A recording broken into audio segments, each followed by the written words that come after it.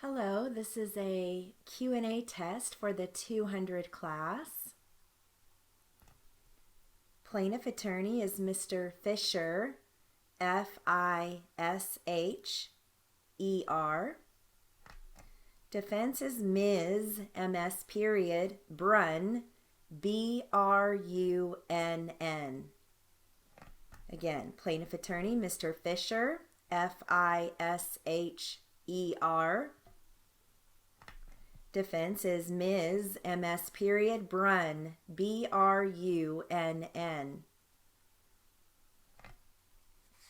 This is going to start with plaintiff attorney.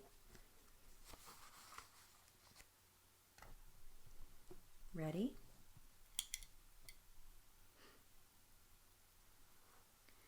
Go ahead and explain, officer. I will only check that box if there's no way for me to talk to the person and see the signs of impairment. If I don't see the signs of impairment, then I will put had not been drinking. I see where you put the impairment not known attributed to the motorcyclist. Correct, yes, as far as impairment not known attributed to the motorcyclist, because I couldn't speak with him and see if there were signs of impairment, and if I couldn't, I'm sorry, I didn't mean to speak over you.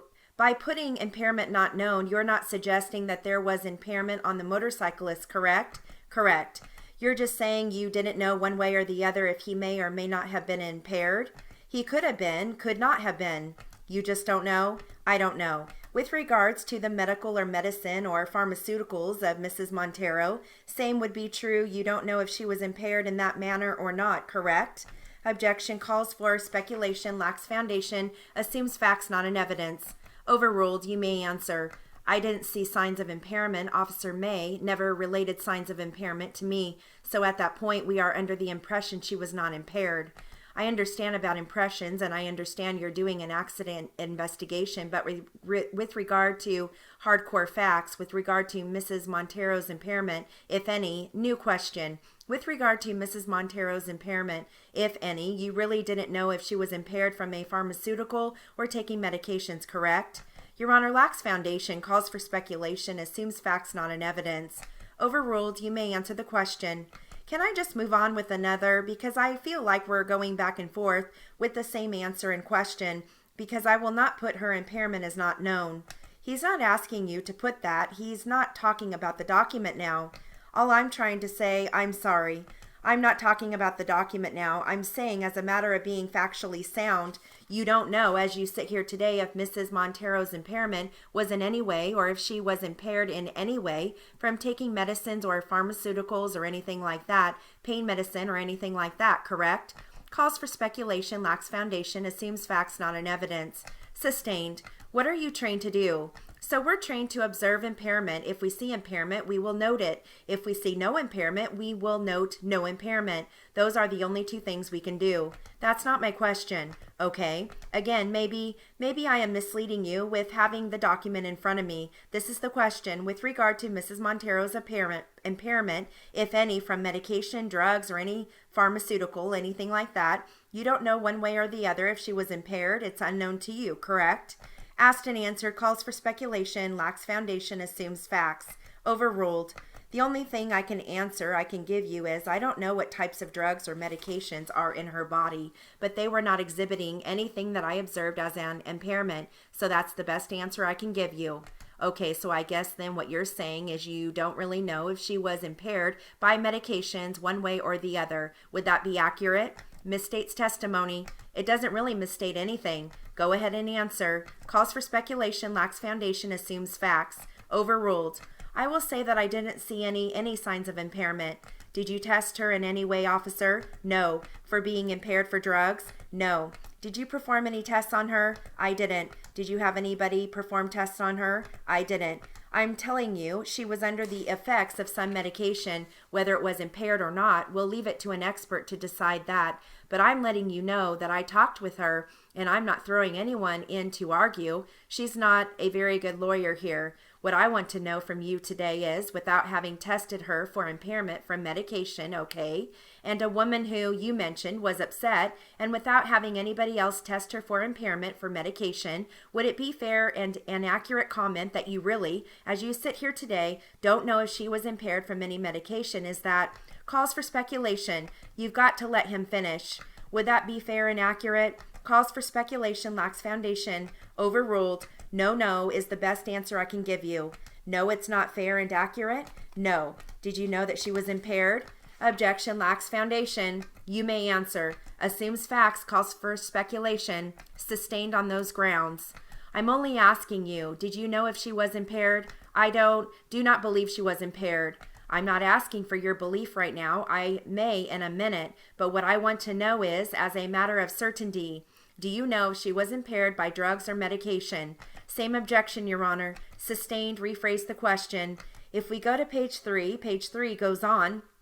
Evidently, what you did here, you documented that Johnny Davis was transported by McCormick. Correct. And were you present when they actually picked his body up? Yes. And you mentioned that when you got to the scene, I know you didn't know if he had been moved or not. Did you see where he was at the scene of the accident? Yes, I saw where he was laying. Okay, can you describe for me as best you can, was he in the intersection area? Yes. And if Highland runs generally east and west, is that right?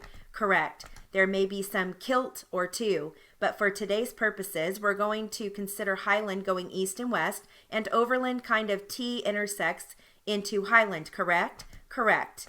You know what I mean by the term prolongation? Yes. Okay, if I want to find out where the intersection you saw his body. How far to the west of the prolongation of the west line of Overland would his body have been?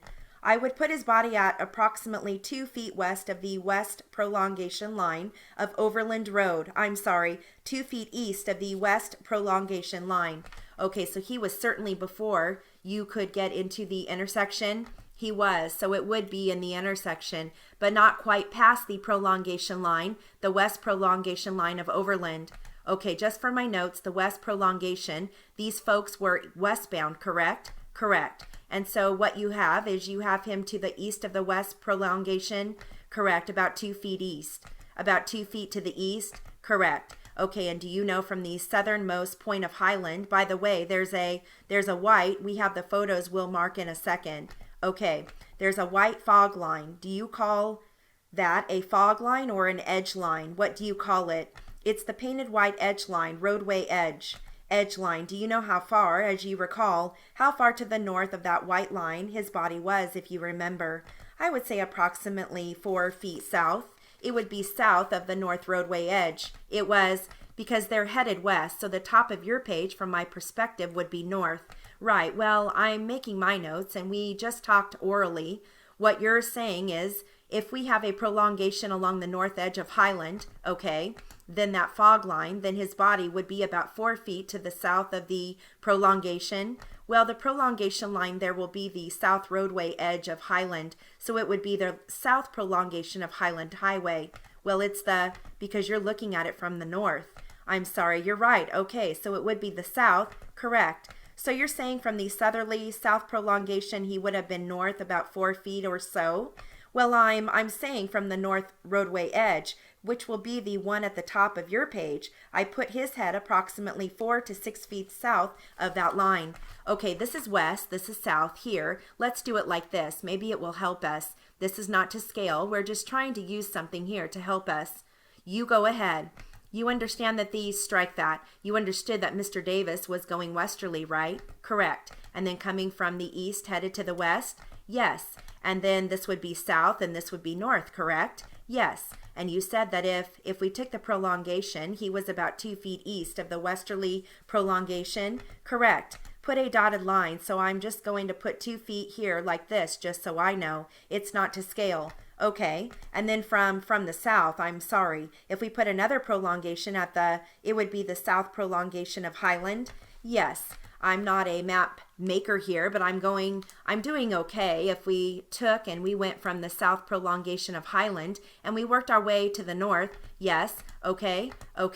How far would that be if you know? I would say approximately maybe 14 to 18 feet north of, and I'm just going to put this arrow like this, correct? Correct. Okay. Just ensuring that's properly to scale then, or it's not to scale. But my point for his head would have been over that double yellow line. It would have been north of that double yellow line. Head north just because of the roadway widths at that point. And this I'm going to label as, what am I at now? I think number 13. Number 13 for identification. Thank you. All right. And by the way, using Exhibit 13, where, if you would help me understand, where was the motorcycle when you first got there? I'm not sure exactly the position, but it was on the north roadway of the north shoulder of Highland Highway. Okay, and then this would be on the north shoulder. Approximately how far to the west or to the east of that prolongation that we have crossing? I'm going to put from A to B. We refer to that as the westerly prolongation. Do you see that? Yes. How long? How far to the west or to the east of that AB westerly prolongation of overland would it be? I don't know. I can't. You're not sure if it was west or east? Correct. Okay, and the van, you mentioned that the van, when it was where it was parked when you first got there, would have been actually on the shoulder or on, was it on the shoulder or on overland? The shoulder of overland, so it would be on overland, but the overland shoulder. If I put it in this direction here, would it be, how far was the rear of the van from the southern white line of Highland? Maybe 8 feet. Okay, and was it pointed obviously in the overland direction? Yes, southerly position. Like so? Yeah. Okay, I'll just put van. You understood that the van had been moved from the point of impact to the point, that point, in one way or another, yes. Okay, same thing with the motorcycle. We've established that. Yes. All right, okay. On page 3, we have recorded here. You've recorded some witnesses, is that right? Yes. Nathan, them? Yes.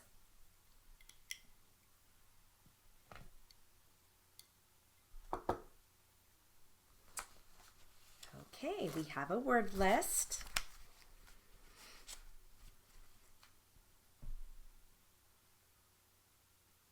Okay, we have Nathan, them, capital Nathan, them, capital THEMM, Mrs. Montero, MRS period, Montero, capital MONTERO, Officer May, capital O on officer, May, capital MAY. Johnny Davis, capital JOHNNY, Davis, capital DAVIS. Highland, capital HIGHLAND.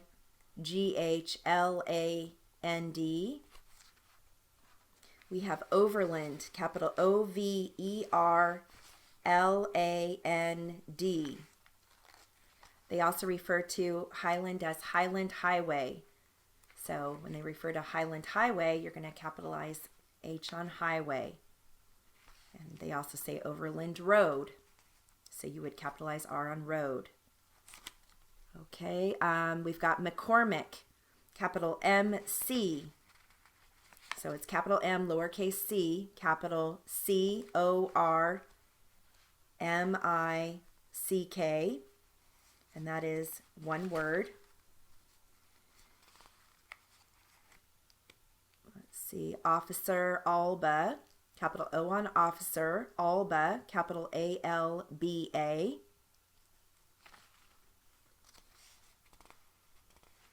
And that is it for the word list. Good luck.